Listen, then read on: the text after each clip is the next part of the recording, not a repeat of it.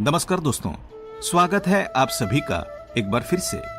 दोस्तों, अगर आप अपनी लाइफ में कुछ नया सीखना चाहते हैं तो चैनल को सब्सक्राइब जरूर करिएगा।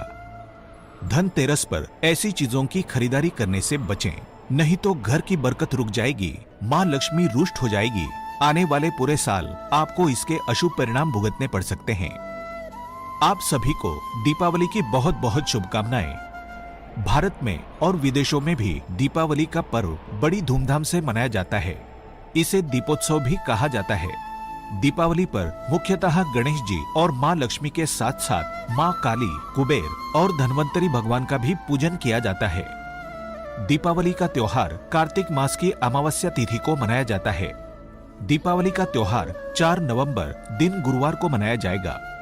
इस बार कार्तिक अमावस्या की तिथि 4 नवंबर को सुबह 6:03 से शुरू होकर 5 नवंबर को रात 2:44 तक रहेगी। दीपावली के 5 दिनों का उत्सव 2 नवंबर को धनतेरस से शुरू हो रहा है। इस बार धनतेरस पर त्रिपुष्कर योग बन रहा है। कहते हैं कि त्रिपुष्कर योग में धनतेरस पर खरीदारी करना शुभ होता है, इससे भाग्योदय होता है। धनतेरस यानी 2 नवंबर 2021 मंगलवार के दिन प्रदोष काल का समय है शाम 5:37 से रात्रि 8:11 तक। पूजा का शुभ मुहूर्त है शाम 6:18 से रात्रि 8:11 तक। एक पौराणिक कथा के अनुसार इसी दिन राजा बलि के भय से देवताओं को मुक्ति मिली थी। विष्णु जी ने वामन रूप धारण कर शुक्राचार्य की चालाकी को अभिभूत कर बलि से दान मांग लिया था। बलि ने जो धन संपत्ति देवताओं से छीन ली थी, उससे कई गुना धन संपत्ति देवताओं को मिल गई। इस उपलक्ष्य में भी धनतेरस का त्योहार मनाया जाता है। दीपावली को धन की देवी माँ लक्ष्मी की आराधना का विशेष पर्व माना जाता है।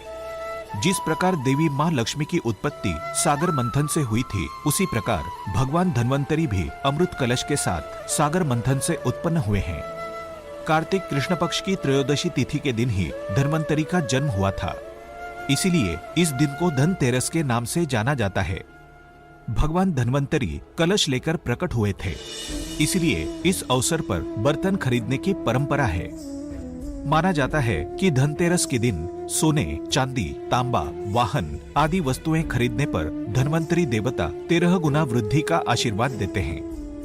एक पौराणिक कथा के अनुसार इसी दिन राजा हिमा की बहू ने अपने पुत्र को मृत्यु के देवता यमराज से बचाया था। यमराज सांप का रूप धारण कर कमरे में घुसना चाह रहे थे।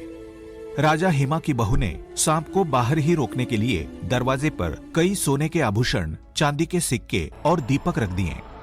गहनों और दीपकों की तेज चमक से सांप अंधा हो गया। वो राजा के बेटे के प्राण हर न सका। इससे राजा के बेटे की शादी के चौथे दिन मरने की भविष्यवाणी सही साबित नहीं हुई, उसकी जान बच गई।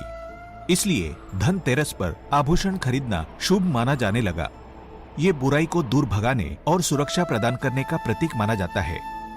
धनतेरस के दिन शुभता, सुख एवं समृद्धि में वृद्धि करने वाली वस्तुओं को खरीदने का विधान है। इस दिन माता लक्ष्मी, गणेश जी और कुबेर जी से जुड़ी या प्रतीकात्मक वस्तुएं लोग खरीदते हैं। लेकिन कई बार जानकारी के अभाव में कुछ ऐसी भी वस्तुएं खरीदी जाती हैं जो शास्त्र सम्मत नहीं है। उन वस्तुओं को धनतेरस पर खरीदने की मनाही होती है। अगर धनतेरस के दिन गलती से भी आपने इन वस्तुओं की खरीदारी की तो 13 गुना वृद्धि तो दूर, उल्टा आपके घर से खुशहाली, धन संपदा सब दूर चली जाएगी। कंगाली, निर्धनता आ जाएगी। इन चीजों को खरीदने से घर की बरकत रुक जाती है, माँ लक्ष्मी रुष्ट हो जाती है। आने वाले पूरे साल आपको इसके अशुभ परिणाम भुगतने पड़ सकते हैं। आज की इस वीडियो में हम आपको बताएंगे धनतेरस के दिन आप कौन सी चीजें खरीदने से बचें और कुछ खास वस्तुओं को खरीदते समय क्या सावधानी बरतें। तो वीडियो को आखिर तक जरूर देखें। आगे बढ़ने से पहले आपसे रिक्वेस्ट करते हैं कि वीडियो को लाइक जरूर करिएगा, दोस्तों को शेयर कर दीजिएगा और अगर आपने अभी तक चैनल को सब्सक्राइब नहीं किया है तो चैनल को सब्सक्राइब करके बेल आइकन जरूर दबाइएगा। धनतेरस पर ऐसी चीजों की खरीदारी करने से बचें। सबसे पहले बात करते हैं बर्तनों की। चौंक गए? धनतेरस पर बर्तन खरीदना तो बहुत ही शुभ माना जाता है। जी हाँ, लेकिन इस दिन कुछ धातु खरीदना वर्जित है। धनतेरस के दिन बहुत से लोग स्टील के बर्तन घर ले आते हैं। लेकिन इन्हें खरीदने से बचना चाहिए। स्टील शुद्ध धातु नहीं है, इस पर राहु का प्रभाव भी होता है। राहु का किसी भी तरह से घर में प्रवेश करना अशुभ माना जाता है। राहु के कारण घर में निर्धनता आती है, इसलिए धनतेरस के दिन स्टील के बर्तन खरीदना अशुभ माना जाता है। उसी तरह लोहे को शनिदेव का कारक माना जाता है, इसलिए लोहे से बनी चीजों को धनतेरस पर खरीदने की भी गलती ना करें। ऐसा करने से आप कुबेर जी की कृपा से वंचित रह जाएंगे। इसकी जगह कॉपर या ब्रॉन्ज के बर्तनों की खरीदारी की जा सकती है। लोहे या स्टील के बर्तन लेने ही हैं तो धनतेरस से पहले आप खरीद सकते हैं। यही बात एल्यूमिनियम धातु पर भी लागू होती है। इस पर भी राहु का प्रभाव अधिक होता है, इसे दुर्भाग्य कारक माना जाता है। तो ऐसे शुभ मौके पर एल्यूमिनियम की कोई भी चीज खरीदने से बचें। धनतेरस पर आपको सिर्फ प्राकृतिक धातुओं की ही खरीदारी करनी चाहिए। मानव निर्मित धातु में केवल पीतल से बनी वस्तुओं को खरीदा जा सकता है। धनतेरस पर आप बर्तन खरीदते हैं तो इस बात का ध्यान रखें कि घर में खाली बर्तन ना लाएं। बर्तन लाते समय पहले इसे चावल या किसी और चीज से भर लें। कुछ ना हो तो पानी ही भर लें। धनतेरस के दिन धारदार वस्तुएं नहीं खरीदनी चाहिए। इस दिन छुरी, कैंची, सुई, हसिया, पिन जैसी कोई भी धारदार चीज ना खरीदें। धनतेरस पर इन चीजों को खरीदना अशुभ माना जाता है। धनतेरस पर प्लास्टिक की बनी चीजें भी खरीदकर ना लाएं। माना जाता है कि प्लास्टिक समृद्धिदायक नहीं है, इसलिए धनतेरस पर प्लास्टिक के बने खिलौने, गिफ्ट्स, उपकरण बिल्कुल भी ना खरीदें। धनतेरस पर चीनी मिट्टी से बने बर्तन या गुलदस्ता आदि चीजें नहीं खरीदनी चाहिए। इनसे घर में बरकत की कमी रहती है। कांच के बर्तन या कांच की बनी कोई भी वस्तु धनतेरस पर नहीं खरीदी जाती। इस दिन चश्मा भी ना खरीदें। कांच का भी संबंध राहु से माना जाता है, इसलिए धनतेरस के दिन इसे खरीदना अशुभ माना जाता है। इस दिन कांच की चीजों का इस्तेमाल भी नहीं करना चाहिए। कारण ये भी है कि चीनी मिट्टी और कांच की वस्तुओं में चिरस्थायित्व नहीं होता। धनतेरस के दिन काले रंग की चीजों की खरीदारी ना करें, ना ही इन्हें घर ले आएं। काले रंग को अशुभ और दुर्भाग्य का प्रतीक माना जाता है, इसलिए धनतेरस जैसे शुभ दिन पर काले रंग की चीजें खरीदने से बचें।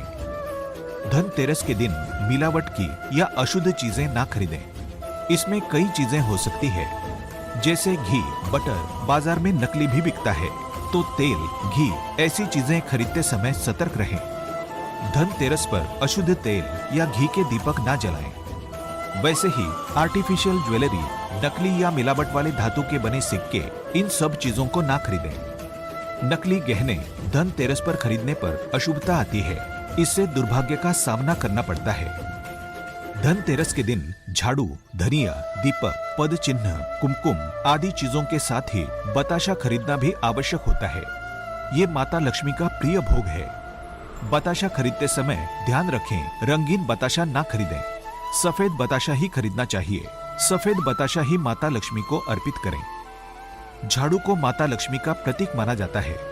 मान्यता है कि धनतेरस के दिन झाड़ू खरीदने से घर में मां लक्ष्मी का वास होता है। अगर आप आर्थिक तंगी से परेशान हैं, तो धनतेरस के दिन झाड़ू जरूर खरीदें। माना जाता है कि झाड़ू से नकारात्मक शक्तियां दूर होती है और घर में खुशहाली छा जाती है। झाड़ू को घर में सुख समृद्धि वर्धक माना जाता है, इसलिए धनतेरस के दिन झाड़ू खरीदना शुभ माना जाता है। लेकिन झाड़ू खरीदते समय आपको कुछ बातों का ध्यान अवश्य रखना है। इस दिन प्लास्टिक वाली झाड़ू ना खरीदें। सिक्कों और फूल वाली झाड़ू खरीदें। इस दिन हल्की झाड़ू बिल्कुल ना खरीदें। झाड़ू जितनी घनी होगी, उसका सकारात्मक असर उतना ही अधिक पड़ेगा। अगर आप धनतेरस के दिन सिक्कों वाली झाड़ू खरीदते हैं, तो इस बात का ध्यान रखें कि उसकी सीकें टूटी ना हो, क्योंकि ऐसी झाड़ू को खंडित माना जाता है। इस दिन झाड़ू 3 की संख्या में खरीदें और घर लाते समय ध्यान से लेकर आएं। इसे रास्ते पर पड़ी गंदगी या पैरों का स्पर्श ना हो। झाड़ू लाने के बाद इस पर एक सफेद रंग का धागा बांध दें। ऐसी झाड़ू से मां लक्ष्मी की कृपा बनी रहती है। दीपावली पर अपनों को उपहार देने का भी रिवाज है।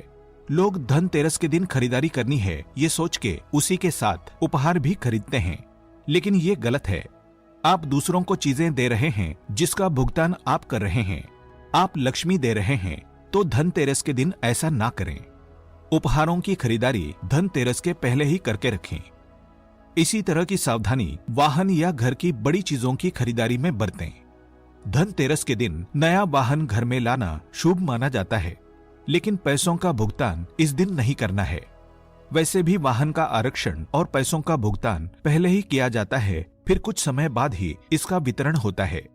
लेकिन याद रखें कि इस दिन नए वाहन के आरक्षण हेतु धन खर्च ना करें। तो इस दिवाली में धनतेरस पर खरीदारी करते समय इन चीजों का अवश्य ध्यान रखें। आशा करते हैं आज की ये जानकारी आपके लिए अवश्य उपयोगी सिद्ध होगी। आज के लिए बस इतना ही। दोस्तों, अगर आपको ये वीडियो पसंद आया है तो वीडियो को लाइक करिएगा, दोस्तों को शेयर जरूर करिएगा और चैनल को सब्सक्राइब करके बेल आइकन जरूर दबाइएगा, ताकि आने वाला नॉलेजेबल वीडियो आपको सबसे पहले मिले। दोस्तों, मिलते हैं अगले वीडियो में। तब तक के लिए good bye and thanks for watching my video.